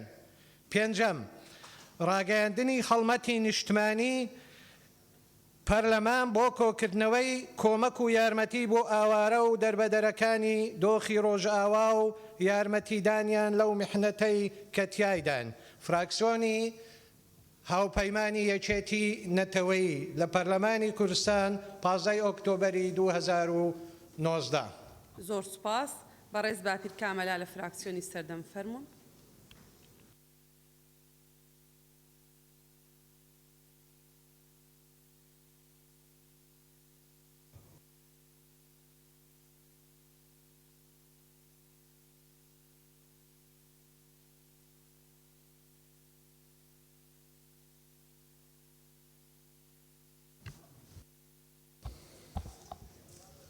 بەڕێزان، دەستەی سەرۆکایەتی پەرلەمانی کوردستان، ئەندامانی پەرلەمانی کوردستان، جەماوەری ستەمتیدەی خەڵکی کوردستان، پێ ئاگادارن لەو دوایاندا کۆمەڵە گۆڕانکاری لە ناوچەکە سەریان هەڵدا، بە تایبەتی لە دوای ڕوخانی ڕژێمی عێراق لە ساڵی 2003 کۆمەڵێک گۆڕانکاری لە هاوکێشەی نێودەوڵەتی ڕوویاندا. هەر لە ساڵی 90 تا 2003 بە گۆڕانی زیادزیادا ڕۆی تا ئەو دوا گۆڕانکاریەکانیشەوە بوو کە پێمان دەڵێن ئاماژەکان کە لە سیاسەتی نێودەوڵەتی لە ناوچەکە ئاماژەکان وا دەری دەخەن کە گۆڕانکاری دەبێت لە سیاسەتیاندا، بە تایبەتی لە ڕێخستنەوەی هاوکێشەی بەرژەوەندیەکانیاندا لەو ناوچەیە. دەرئەنجامی ئەو گۆڕانکاریە بۆ تەمای ئەوەی زنجیرە شەڕ و پێکدادانێک و گۆڕانکاریەک لە وڵاتانی ڕۆژهەڵاتی ناوەڕاستدا ڕوودا بەوەشەوە لە سووریا. بەڵام لەگەڵ گەیشتە سووریا هەڵوەستەی لەسەرکاو گۆڕانکاری زلهێزی تر دەرکەوت و یەکجەمسەری بەرەو کۆتایی هات. فرەجەمسەری دروست بوو، لەو فرەجەمسەریەش فرەبەرژەوەندی دروست بووە. لەسەر ئەو بنەمای فرەبەرژەوەندیە لەسەر بنەمای بەرژەوەندیەکان وڵاتان دێن هەڵس و کەوت لەگەڵ ئەو ناوچێ دەکەن. بۆیە خەڵکی ناوچەکە بە تورک و عەرەب، بە فارس و بە کورد، بە ئاشووری و بە کلدانی و بە سریان بە هەموو پێکهاتەکانی لەو ناوچەیە دەژین بە تایبەتی ئەوانەی کە نەتەوەی سەرەکین لەو ناوچەیە پێویستیان بە گفتوگۆ و پێویستیان بە لێک حاڵیبوونی زیاتر هەیە بۆ ئەوەی ئۆقرەیی زیاتر هەبێ لەو ناوچەیە. پێمان دەڵێت لێرە گەلی کوردیش وەکو گەلێکی دابەشکراو پێویستی بە یەک ڕیزی و تەبایی زیاتر هەیە، بەڵام بە لەبەرچاوگرتنی تایبەتمەندیەکانی هەر پارچەیەک بەویستی خۆمان نییە هەر پارچەیەکمان دابەش بووە بەسەر وڵاتێکدا ئەو تایبەتمەندیانە پێویستی بەوەیە لەبەرچاو بگرین. بەڕێزان، من دێمە سەر وتارەکەم ئەوە وەکو پێشەکێک بوو زیاتر بۆ سەرنجڕاکێشانتان. هەروەکو پێئاگادارن لە چەند ڕۆژی ڕابردوودا لە ئەنجامی لەشکرکێشی و پەلامەردانی سەربازی بۆ ناوچە سنوورەکانی ڕۆژاوای کوردستان و خەڵکی سیڤیل و دامەزراوە مەدەنیەکانی ئەو ناوچانە کرانە ئامانج و قوربانی و گیانی و ماڵی و زۆری لێکەوتەوە سەر ڕای ئاوارەبوونی دانیشتوانی ئەو ناوچانە بە هەموو پێکهاتەکانیەوە. ئێمە وەکو فراکسیۆنی سەردەم سەرکۆنەی بە ئامانجگرتنی هاوڵاتیانی سیڤیل و دامەزراوە مەدەنیەکان دەکەین. داوا دەکەین هەرچی زووە واز لە بژاردەی سەربازی بهێنرێت و پەنا ببرێتە بەر گفتوگۆ و ڕێکەوتنی سیاسی و خۆ بە دوورگرتن لە هەموو کردەوەیەکی تند و تیژی و نامرۆیی. هەموو لایەک ڕێگەی ئاشتی و پێکەوەژیان بگرینە بەرێ بۆ ئۆقرەی ناوچەکە بگەڕێتەوە ئۆقرەی بۆ ناوچەکە بگەڕێتەوە بە تایبەتی ئەو ناوچانەی کە لە ئێستا لە ڕووبەربوونەوەی سەربازیدان. وێ ڕای نیگەرانی زۆرمان لە دەرئەنجام و دەرهاویشتەکانی ئەو شەڕ و پێکدادانەی ڕوویدا لە ئەنجامی کشانەوەی هێزەکانی وڵاتە یەکگرتوەکانی ئەمریکا و بێهەڵوێستیان و هەروەها بێهەڵوێستی هاوپەیمانی شەڕی دژ بە داعش بەرامبەر بەو ناحەقی و زوڵمە زۆرەی دەرهەق بە هاوبەشێکی سەرەکی هاوپەیمانی شەڕی دژ بە داعش دەکرێت کە گەلی کووردە. بێدەنجی و بێهەڵوێستی تاکو ئێستا هیچ هەنگاوێکی کردەیی لەلایەن هاوپەیمانی شەڕی دژ بە داعش نەتەوە گرتوەکان نەهاوێژراوە بۆ بەربەستیکردن و کۆتاییهێنان بە شەڕ و ئەو بێهەڵوێستیە جارێکی تر پێمان دەڵێ گەلی کورد دەبێت یەکریز و پشت بە خۆبەستوو بێت و سەرکردایەتی سیاسی کورد و کوردستانیان و لایەنە سیاسیەکانی کوردستانی بە تایبەتی لایەنە سیاسیەکانی هەرێمی کوردستان یەکگرتو و یەکریز بن. خوێندنەوەی ورتر بۆ ئەو ئەگەر و پێشهاتانە ناوچەکە بکرێت و ئەو هەموو ئاماژەکان دەری دەخەن کە لە ناوچەکە گۆڕان بەسەر سیاسەتی نێودەوڵەتی و هەرێمی و بە دوای خۆدا دێنێت. ئەو قۆناغا لە هەموو لایەک دەخوازێ بە هوشیاری و هەستیاری و بە ئامادەکاریەوە تواناکان یەک بخەین و واز لە جیاوازیەکان بهێن و ئەرچی سەرەکیمان پاراستنی گەلەکەمان و دەستکەوتەکانی بێت. بۆیە بە پێویستی دەزانم یەکریزی و یەخستنی وتاری سیاسی لایەنە سیاسیەکانی کوردستان سەبار بەدۆزینەتەوە کەمان و زامنی پاراستنی گەلەکەمان. دوو، داوا دەکەین هەرچی زووە شەڕ و لەشکرکێشی کۆتایی پێبێنن و بژاردە و چارەسەری ئاشتیانە لە ڕێگەی گفتوگۆ بژاردەی سیاسی بگرێتە بەر. سێ، پاراستنی خەڵکی سیڤیل و دامەزراوە مەدەنیەکان خۆ دوورگرتن لە بە ئامانجگرتنیان. چوار، داوا لە نەتەوەیەکگرتوەکان دەکەین بە ئەرچی خۆیان هەستن و لە چوارچێوەی ڕێکەوتنە نێودەوڵەتیەکان پارێزگاری لە خەڵکی ئەو ناوچانە بکەن. پێنج، داوا دەکەین حکوومەتی هەرێمی کوردستان بە هەمانجی لەگەڵ حکوومەتی فیدرالی عێراق و ڕێکخراوە نێودەوڵەتیەکان و ڕێکخراوە مرۆیەکان ئامادەکاری بکەن بۆ حەوانەوە و هاوکاریکردن و کۆمەکردنی ئاوارەکانی دەرئەنجامی شەڕ و پێکدادانەکان.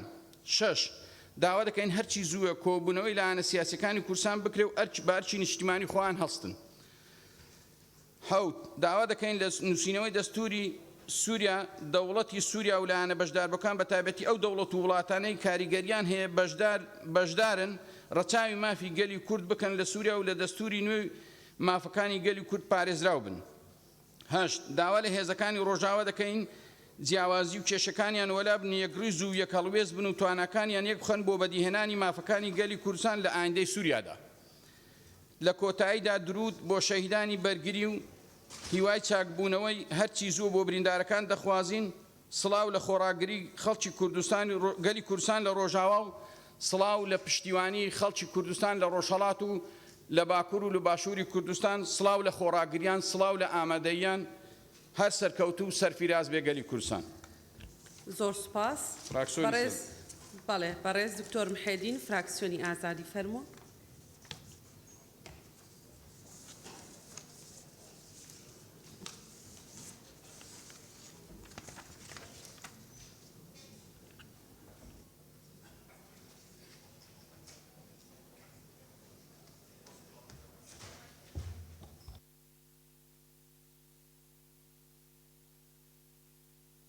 جەماوەری گەلی کوردستان لە دەستپێکدا سەری ڕێز و نەوازش بۆ شەهیدانی ڕێگای ڕزگاری گەلی کوردستان بەگشتی و شەهیدانی ڕۆژئاوا دادەنوێنین و هیوای چاکبوونەوە بۆ برینداران دەخوازین. سلاوی خۆڕاگری ئاراستەی مقاومەی هاوخوێنەکانمان دەکەین لە ڕۆژئاوای کوردستان. بەڕێزان، ئەو لە شیرکێشیە و داگیرکاریەی دەوڵەتی تورکیا بە هاوکاری چەکدارە توندڕەوە بەکرێگیراوەکان بۆ سەر ڕۆژئاوای کوردستان بە توندی ئیدانە و مەحکوم دەکەین. ئەم لە شیرکێشیە و داگیرکاریە پێشێرکردنی یاسا و ڕێسا و پەیماننامە نێودەوڵەتیەکان و مافی مرۆڤ و مافی گەلانە بەگشتی دەبێتە هۆی ئاوارەبوون و دەربەدەربوونی سەدان هەزار هاوڵاتی ڕۆژئاوای کوردستان لە نەتەوە جیاجیەکان. لە میانەی ئەم لە شیرکێشیەدا چەندین تاوانی وەحشیانە و دوور لە بەها مرۆڤیەکان دەرهەق بە هاوڵاتیانی سڤیل کراوە و هەوڵی دەوڵەتی تورکیا بۆ ئەوەیە بۆ ئەو لە شیرکێشیە ببێتە هۆی گۆڕینی دیموگرافیای ڕۆژئاوای کوردستان کە ئەمەش دەبێتە هۆی نانەوەی ئاژاوە و دووبەرەکی لە نێوان نەتەوە و پێکاتەکانی ئەو دەڤەرە کە لە کورد و عەرەب و سریان و ئاشووری و نەتەوەکانی تر پێک دێن کە بە ئاشتیانە پێکەوە دەژیان دوور لە ململانەی نەتەوەی و پێکاتەییدا. دەستگا هەواڵیەکان ئەویان دەیان کارەساتی جەرگ بڕ و تاوانی جینۆسایدیان نیشانی دنیادا و دیمەنی ئاوارەبوونی سەدان هەزار هاوڵاتی پێڕاگەیاندین. سەرباری شەهیدبوون و برینداربوونی سەدان هاوڵاتی دیکە کە مەترسی سەر لە نوێ سەرهەڵدانەوەی داعش تێدا دەبینێتەوە. بەڕێزان، هەر لەم میانەدا ناڕەزایی خۆمان دەردەبڕین سەبارەت بە هەڵوێستی وڵاتانی زلهێز و هاوپەیمانان و ڕێکخراوی نەتەوە یەکگرتووەکان کە شەرمنانە و بێ هەڵوێست دوور لە بەها ڕەوشتی مرۆڤایەتی و نێودەوڵەتیەکان مامەڵەیان لەگەڵ پەلاماردانی خەڵکی بێدیفاعی گەلەکەمان کرد لە ڕۆژئاوادا. گەلی کوردستان چ لە باشوور و چ لە ڕۆژئاوا بۆ داکۆچیکردن لە مانەوەی خۆی و لە بری هەموو جیهان سەرسەختترین دوژمنی مرۆڤایەتی تێکشکاند کەچی لە جیاتی پاداشت بە بەرچاوی هەموو دنیا تۆڵەیە دەکرێتەوە و گەلی کوردستان خوێنی بەخشی کەچی جێیان هێشت. بۆیە داواکارین ئەم کانی خوێنە هەرچی زووترە ڕابگیرێ. لە پێگەی بەرپرسیارەتی مێژوویمان بەرامبەر نەتەوەکەمان و نەتەوەکانی تری ئەو ناوچەیە و بۆ پارێزگاریکردن لە پرەنسیپە دیموکراسیەکان و مافەکانی مرۆڤ و کۆتایی هێنان بەو لە شریکێشیە و چارەسەرکردنی ململانێ و کێشەکان بە ڕێگای ئاشتیانە و لە پێناو سەقامگیرکردنی ئاشتیەکی بەردەوام لە ناوچەکە و بۆ پارێزگاریکردن لە فرەنەتەوەیی و ئاینی لە ڕۆژئاوای کوردستان داوا لە ڕایگشتی جیهان و حکوومەتی دەوڵەتانی دنیا دەکەین کە: یەکەم، فشار بخەنە سەر دەوڵەتی تورکیا بە ڕاگررتنی ئەو لە شیرکێشە و داگیرکاریە و کشانەوەی هێزەکانی. دوو، چارەسەرکردنی کێشەکان بە ڕێگای دیالۆگ و ئاشتیانە. داوا لە گەلی کوردستان و سەرجەم هێز و لایەنە سیاسیەکان دەکەین کە بە ڕۆڵی نەتەوەیی و نیشتیمانی خۆیان هەستن بە پێشکەشکردنی ئەوەی لە توانایاندایە بۆ هاوکاریکردن و یارمەتیدانی ئاوارە و لێقەوماوەکان. داوا لە دامەزراوەکانی هەرێمی کوردستان دەکەین کە ڕۆڵی خۆیان ببینن وەر ئەرکێکی نیشتیمانی و نەتەوەی لە بەرامبەر ڕۆژئاوای کوردستاندا. داوا لە وڵاتانی دنیا و هاوپەیمانان و ڕێکخراوە نێودەوڵەتی و هەرێمایەتیەکان دەکەین کە فشاری جدی بخەنە سەر دەوڵەتی تورکیا بۆ وازهێنان لە بری لە شیرکێشی و داگیرکردن بۆ سەر ڕۆژئاوای کوردستان وا دەخوازێت کە هاوپەیمانان و ڕێکخراوە نێودەوڵەتەکان ڕۆڵی خۆیان ببینن لە سەقامگیرکردنی ئاشتی لە ناوچەکە و زەمینە سازکردن بۆ چارەسەرکردنی کێشەی ئەو نەتەوانەی کە لە ناوچەکەدا دووچاری سەرکوتکردن و زەوتکردنی مافەکانیان دەبنەوە. لە دیاریکردنی چارەنووسی خۆیان لە چوارچێوەی یاسا و پەیماننامە نێودەوڵەتیەکان کە بە ئاشکرا ئاماژەیان بەوە کردووە کە گەلان مافی چارەی خۆنووسینیان هەیە. سەرکەوێ ئیرادەی گەلەکەمان لە پارچەکانی کوردستان فراکسیۆنی ئازادی 15 ئۆکتۆبەری 2019 زۆر سوپاس کاک فەرید یعقوب سەرۆکی فراکسیۆنی ڕافیدەین فەرموون.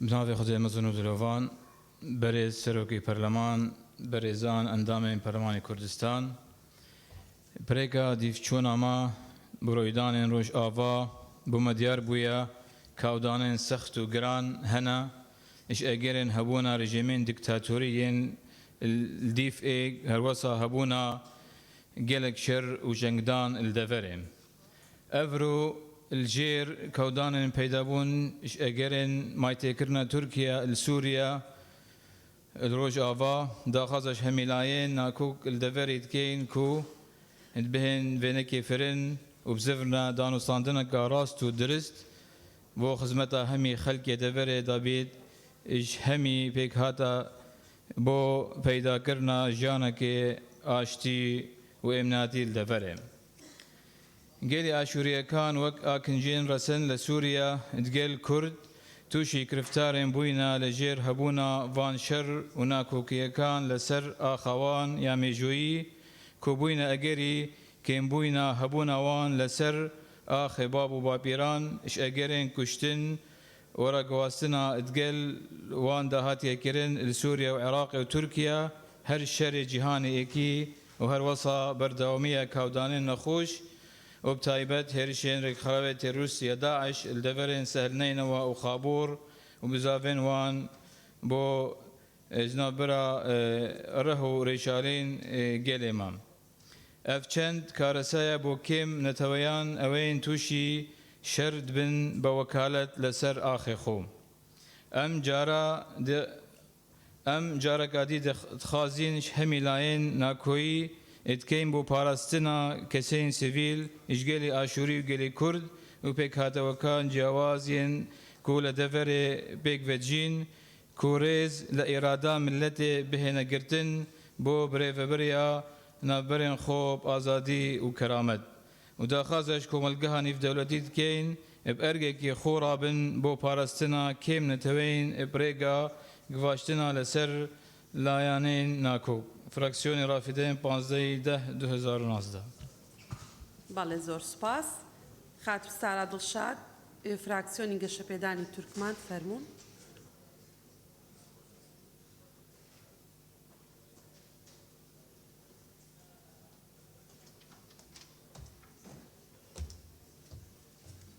بەڕێز سەرۆکی پەرلەمان بە نیگارانیەوە دەڕوانینە هەر بژاردەیەکی سەربازی کە دەبێتە هۆی زیانگەیاندنی تێکچوون ڕەوشی ئاسایش و سەقامگیری ناوچەکە بە تایبەتی ناوچە کوردنشینەکانی سووریای ڕۆژئاوا کە تووشی شەڕ و دۆخێکی مەترسیدار بوونەتەوە. ئێمە وەک فراکسیۆنی پارتی گەشەپێدانی تورکمانی لایەنە وەک ئەرکێکی مرۆیی و سیاسی و ئەخلاقی پێویستە هەموو هەوڵەکانمان بخەین بۆ ئەوەی کۆتایی بەم شەڕە بێت خوشک و برایانمان لە ڕۆژئاوا لە نەهامەتی شەڕ و ستەم ڕزگار بکەین و ڕاستپاردە و پێشنیارەخانمان دەخینە ڕوو حکومەتی هەرێم وەکو دەسەڵاتی سیاسی و کارگێڕی و قەوارەی هەرێمی کوردستان پێویستە ئامادەکاری تەواو بکات بۆ پێشوازیکردن لە ئەگەری ئاوارە و ڕەخسانی یەکە و جێگای نیشتەجێ و کاتی گونجان بۆیان حکومەتی هەرێم دەستگای خێرخوازیەکانی هەرێمی کوردستان بە زووترین کات یارمەتی و هاوکاری مرۆیی بخەنە خەڵکی سیڤلی لێقەوماوی ناوچەکە و دووەمین نقاتیشمان سەرۆکاتی هەرێم سەرۆکاتی پەرلەمانی کوردستان بەهۆی پەیوەندی دۆستانە و دیبلۆماسیانەی لەگەڵ وڵاتانی پەیوەندیدار وڵاتە زلهێزەکان و ئەوروپا هەوڵی زیاتر بدەن بۆ ڕاگررتنی شەڕ و چارەسەرکردنی هەموو کێشەکان گرفتەکان بە دیالۆگ و ڕێگەی ئاشتیانە. زۆر سوپاس. بەڵێ زۆر سوپاس. خاتو کلارا فراکسیۆنی ئەنجومەنی گەلی کلدانی سریانی ئاشووری فەرموون.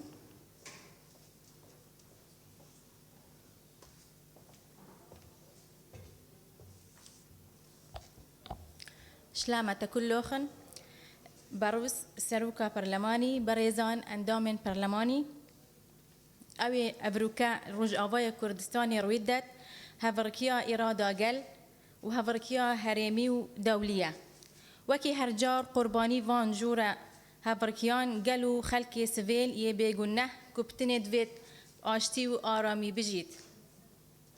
ئەو دەڤەر چەندین پێک هاتە پێکتێت پێک ڤەجین و هەمی ئێک عەرد و ئێک ئارمانج و ئێک مێژوو و ئێک چارەنەڤیس هەیە.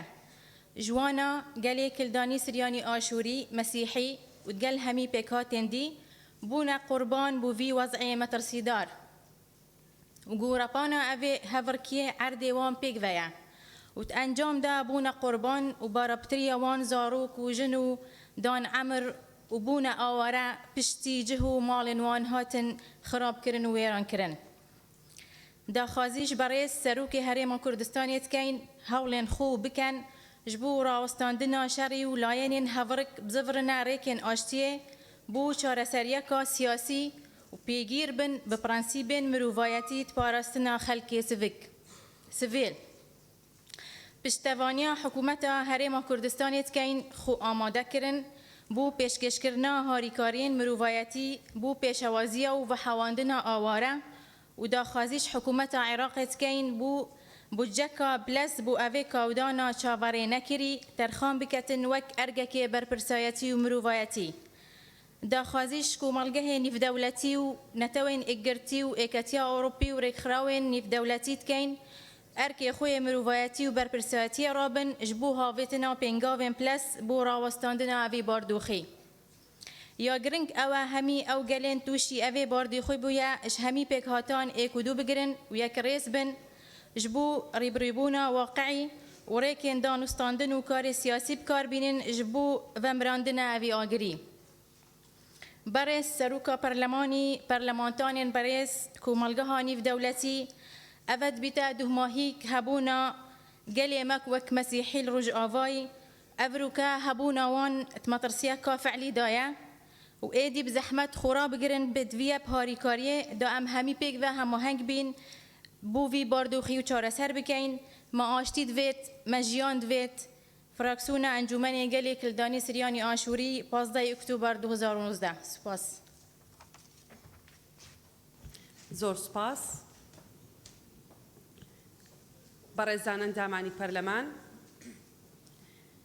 بەرمەبنای ئەو کۆبوونەوە چڕوپڕانەی کە لە دوو ڕۆژی ڕابردووە لەگەڵ بەڕێزان سەرۆکی فراکسیۆنەکان ئەنجاممان داوە و وەک بەرهەمی ئاڵوگۆڕی بیرروڕا و ڕاوێژکردن لە نێوان هەموو لایەک گەیشتینە چەند خاڵێکی هاوبەش و ئێستا لە چوارچێوەی چەند خاڵێکا وەک هەڵوێست و ڕاستپاردەی پەرلەمانی کوردستان لەسەر ڕەوشی ڕۆژئاوا لە حزوری بەڕێزتان نایخینە ڕوو بۆ ئەوەی بەیەکەوە پەسەندی بکەین و بە ناوی پەرلەمانی کوردستانەوە ڕای بگەێنین و ئاراستەی لایەنە پەیوەندیدارەکانی بکەین بە تایبەت کە ئەمڕۆ ڕۆژێکی گرنگە و لە وتاری هەموو ئەندامانی بەڕێزی پەرلەمان سەرۆکی فراکسیۆنەکان تەئکید لەسەر خیتابی هاوبەش و تەحملکردنی بەرپرسیارەتی دۆخێکی مێژوویی ڕاگوزەر لە ژیانی میلەتەکەمان و لە ژیانی گەلەکەمان کراوەتەوە داوا دەکەم بەڕێزتان بە تەرکیز گوێ لە ڕاستپاردە هەڵوێستەکانی پەرلەمانی کوردستان بگرن و بۆ ئەگەر فەرمووتان پەسەندتان کرد بتوانین بە ناوی پەرلەمانی کوردستانەوە ڕای بگێنین و بیگەێنینە ئەو لایەنە پەیوەندیدارانەی کە ڕامان سپاردوون بۆ هەندێک ئەرک.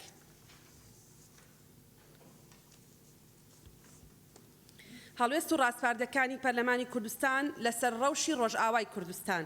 یەک پەرلەمانی کوردستان دژە شەڕە و داوا دەکەین هەرچی زووە شەڕ و لەشکرکێشی و ململانەی سەربازی کۆتایی پێبهێنرێت و لەبری ئەوە پشتیوانی بژاردەی چارەسەری ئاشتیانەین و دەخوازین لە ڕێگەی دیالۆگەوە کۆتایی بە ناکۆکیەکان بهێنرێ. دوو وێڕای بە توندی ئیدانەکردنی هێرش و لەشکرکێشی و بە ئامانجگرتن و پەلاماری سەرئاوڵاتیان داواکارین سەر و ماڵ و گیانی خەڵکی سیڤیل و دامەزراوە مەندەنیەکان پارێزراو بێ. سێ پەرلەمانی کوردستان لە پێناوی پاراستنی ئاسایش و ئاشتی نێودەوڵەتی بەرمەبنای ڕێکەوتنامە نێودەوڵەتیەکان داوا لە کۆمەلگای نێودەوڵەتی و نەتەوە یەکگرتووەکان و یەکێتی ئەوروپا و ڕێکخراوە هەرێمایەتی و نێودەوڵەتیەکانەکە هەوڵ و توانیان چڕتر بکەنەوە و گوشاری سیاسی و دیبلۆماسیەکانیان زیاتر بکەن بە ئاراستەی کۆتایی هێنان بەو شەڕ و لەشکرکێشەی کە ئێستا لە ڕۆژاوای کوردستان هەیە. چوار حکوومەت یاریێمی کوردستان ڕاستپێرین تاوەکو لە چوارچێوەی تواناکانی بە هاوکاری و هاوئاهەنگی لەگەڵ ڕێکخراوە نێودەوڵەتیەکان ئامادەسازی تەواو بکە بۆ پێشوازی و حەوانەوە و بەدەمەوەچوونی ئەو پەنابەرانەی کە بەهۆی شەڕ و ململانەکانی ئێستەی ناوچە جیاجیەکانی ڕۆژاوای کوردستانەوە ڕوو لە هەرێمی کوردستان دەکەن. 5 داوا لە بەڕێز سەرۆکی هەرێمی کوردستان و دامەزراوەی سەرۆکایەتی هەرێمی کوردستان دەکەین وێڕای چڕترکردنەوەی هەوڵە دیبلۆماسیەکان و هاو ئاهەنگی لەگەڵ حکوومەتی فێدراڵ کاری زیاتر بکا بۆ یەکخستنی هەڵوێستی تەواوی لایەنە سیاسیە بەڕێزەکانی هەرێمی کوردستان بە ئاراستەی پشتیوانیکردن لە بژاردەی ئاشتیانە. 6 داوا لە حکوومەتی عێراقی فیدراڵەکەین هاوکاری دامەزراوەکانی حکوومەتی هەرێمی کوردستان بێ بە دابینکردنی بەشێک لە بودجەی تەواری بۆ فریاکەوتن و حەوانەوەی ئاوارەکان چونکە هاوکاری و بەدەمەوەچوونی پەنابەری نوێ و ئیدارەدانی ئاوارە و پەنابەرانی ئێستایی ناو کەمپەکانی هەرێمی کوردستان بارگرانێکی دارایی گەورە دەخاتە ئەستۆی هەرێمەکەمان و لە تواناکانمان زیاترە. 7 داوا لە سەرجەمە و قونسوڵخانە و نوێنەرایەتی دیبلۆماسیانەی وڵاتانەکەین کە لە هەرێمی کوردستانن حکوومەتەکانیان لەو دۆخەی ئێستەی ڕۆژاوای کوردستان بە وردەکاری ڕووداوەکانی و لێکەوتە نێوخۆیی و هەرێمایەتی و جیهانیەکانی ئاگدار بکەنەوە و هەوڵ و توانە و گشارە دیبلۆماسیەکانیان بۆ ڕاگررتنی شەڕ و ململانەی سەربازی و ماڵوێرانی خەڵکی سڤیل و ئاوارەبوونیان زیاتر بکەن و هەموو لایەنە ناکۆکەکان بۆ گفتوگۆ و چارەسەری ئاشتیانەهان بدەن. هاوکات داوایان لەکەین کە هاوکاری دامەزراوەکانی حکوومەتی هەرێمی کوردستان بن بۆ بەدەمەوەچوونی ئاوارە و پەنابەران. 8 پەرلەمانی کوردستان هەڵمەتێکی نیشتیمانی بۆ کۆکردنەوەی کۆمەک و پشتیوانی و بەدەمەوەچوونی ئاوارە و لێقەوماوانی ڕۆژئاوای کوردستان ڕادەگەیەنێت و لە ڕوانگەی ئەرکی نیشتیمانی و مرۆیی و نەریتی کوردستانیانەمانەوە داخوازیمان ئەوەیە خەڵکی کوردستان وەک نەرێتێکی مرۆڤدەستانەی کوردستانیانە ئەوەی لە توانایدایە لە ڕێگەی ڕێکخراوە نێوخۆیی و نێودەوڵەتیەکان و دامەزراوەکانی حکوومەتی هەرێمەوە بەدەم ئاوارە و پەنابەرانەوە بچن پەرلەمانتارانی کوردستانیش بەشدار دەبن لەم هەڵمەتە نیشتیمانیە. 9 پەرلەمانی کوردستان نیگەرانێکی قوڵی هەیە لەوەی ئاراستەی ڕووداوەکان و کاری هێزە چەکدارە تونڕەوەکان بە جۆرێک بن کە دۆخی نەخوازرا و ناهەمواری عەفرین و پێشێلکاریەکانی مافی مرۆڤ و کارە دژە مرۆڤایەتیەکانیان و بەتاڵانبردنی سەر و ماڵی هاوڵاتیان و گۆڕینی دیمۆگرافیا لە ناوچاکانی دیکەی ڕۆژئاوای کوردستان دووبارە بکەنەوە. پێویستە هەموو هەوڵەکان بەو ئاراستەیە بن کە ڕێ لەم هێزە چەکدارانە بگیرێ تا دۆخی سەریکانێ و گرێسپی و کۆبانێ و ناوچەکانی دیکە وەک عەفرین لێ نەکەن. گەلی کورد و گەلانی دیکەی سووریا مافێکی سروشتی و یاسایی و دیموکراسیانەی خۆیانە لە چوارچێوەی هەوڵە دیبلۆماسیەکانی چارەسەری دۆخی گشتی سووریا بە ئاراستەی جنێف و ئاراستەی ئاستانە و بڕیارەکانی نەتەوە یەکگرتوەکانی تایبەت بە سووریا لە هەر ڕێککەوتنێک بۆ دۆخی سووریای دوای شەڕ مافی نەتەوەیی و هاوڵاتی بوون و یەکسانی و دادپەروەری لە ئەرک و مافیان لە دەستوری نوێی سووریا و شێوەی حکومڕانی لە چوارچێوەی سووریادا بچەسپێ. 11 پەرلەمانی کوردستان داوا لە سەرچەمی هێزە کوردستانیەکانی ڕۆژاوای کوردستانەکە ململانەی حیزبی و ئایدۆلۆژی تەسک بەلاوە بنێن و قۆناغێکی نوێی کاری پێکەوەی و خەباتی بەرەیی لەسەر بنەمای بەرژەوەندی باڵای خەڵکی کوردستان لە ڕۆژئاوای کوردستان دەست پێ بکەن و لەسەر بنەمای ئاشتی و دیموکراسی و دیالۆگ و پێکەوە ژیان و وەستانەوە دژی تیرۆر خەباتی گەلی کوردستان لە ڕۆژئاوای کوردستان زیاتر پێش بخەن و لاپەڕەیەکی نوێ هەڵبدەنەوە.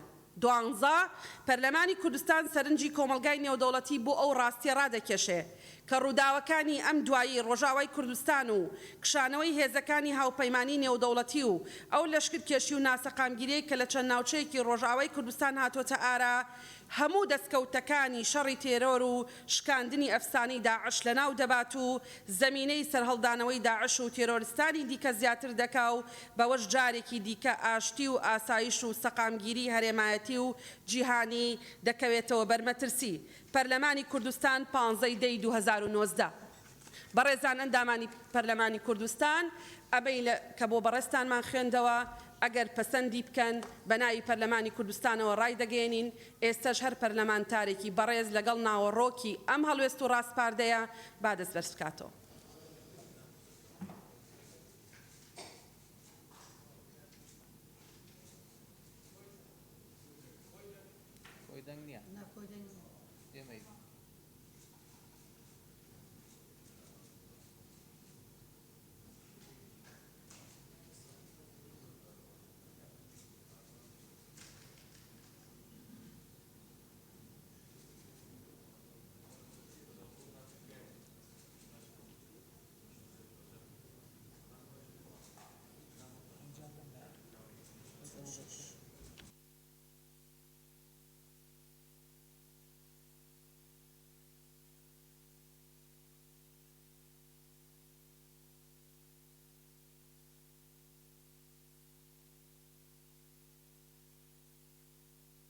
بەڵێ زۆر سوپاس هەڵوێست و ڕاستپاردەکانی پەرلەمانی کوردستان لەسەر ڕەوشی ڕۆژئاوای کوردستان بە دەنگی 96 ئەندامی پەرلەمان لە کۆی 97 ئەندامی ئامادەبوو پەسەند کرا زۆر سوپاس بەم شێوەش کۆتایی بە دانیشتنەکەمان دێنین.